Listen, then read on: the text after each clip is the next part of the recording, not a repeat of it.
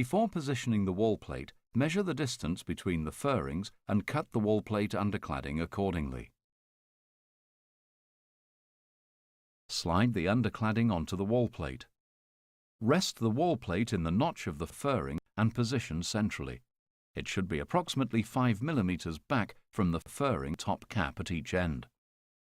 Run a bead of silicone along the furring top cap to prevent water ingress. Fit the starter bar onto the bolts situated on the wall plate and eaves beam. The starter bar will sit against the upstand of the furring top cap. This helps locate the position of the starter bar correctly.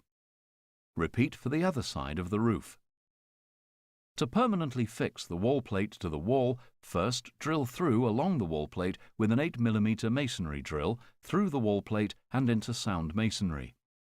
Fix the wall plate with a 60 mm fixing bolt.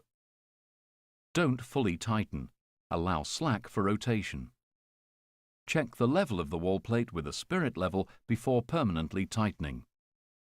Once level, permanently fix the wall plate by fitting the remaining 60 mm fixing bolts at 600 mm centers along the plate, and ensuring that the first and last ones are positioned 100 mm from the end of the wall plate.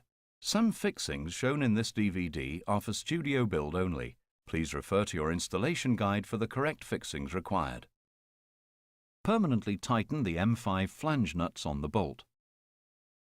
Attach the starter bars to the furrings with the 32 mm screws along the starter bar. The first screw must be 100 mm from the inside face of the eaves beam.